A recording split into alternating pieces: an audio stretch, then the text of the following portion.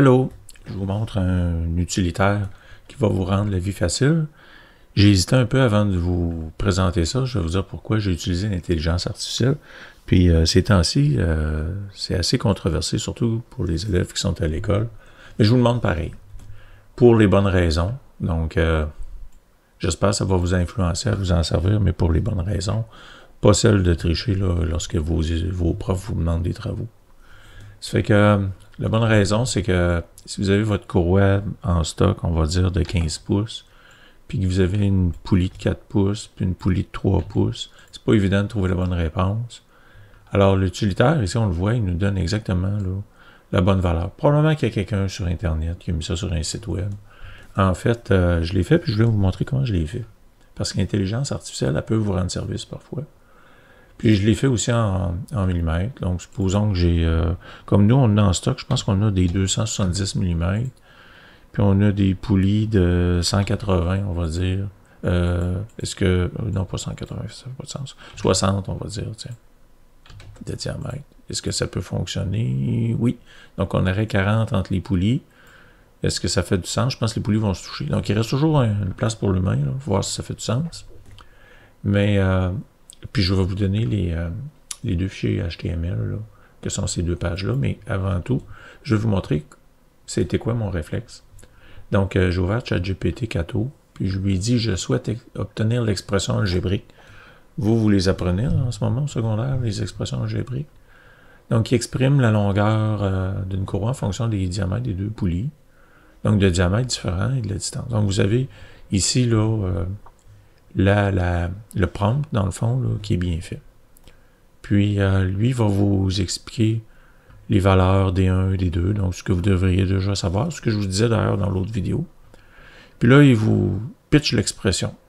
C'est sûr que, puis là, je ne suis pas prof de maths en disant ça, c'est sûr que vous pourriez faire vos devoirs de maths avec ça, mais moi, je la regarde sous l'angle suivant. Pourquoi il y a un deuxième degré? Moi, je pense que si l'intelligence artificielle, là, dans votre vie, elle vous aide, c'est parce que vous allez avoir un regard critique, parce que ça dit que ChatGPT peut faire des erreurs. Donc, c'est vous qui comprenez ce que vous faites, pas la machine. C'est que si, là, le second degré, là, ceux qui sont en maths de 4, de 5, devraient être capables de répondre à cette question-là pour faire un usage intelligent de l'IA, là, quand vous voulez résoudre des problèmes. Pas juste prendre aveuglément la formule qui est fournie. Puis, juste pour aller plus loin, là, après ça, ici, j'ai reposé la question, peux-tu me donner l'expression algébrique de la distance entre les deux poulies en fonction là, de la longueur de la courroie, parce que c'est ça qu'on a, nous. On a des courroies avec des longueurs connues, puis on veut trouver la distance. C'est que là, lui, il me l'a fait également. Puis, vous allez voir, là, il le fait dans les deux cas de figure où la courroie se croise pour inverser le sens de rotation, ou direct, qui appelle ouverte. Puis finalement, juste pour terminer, j'ai dit, es-tu capable de me coder ça en C?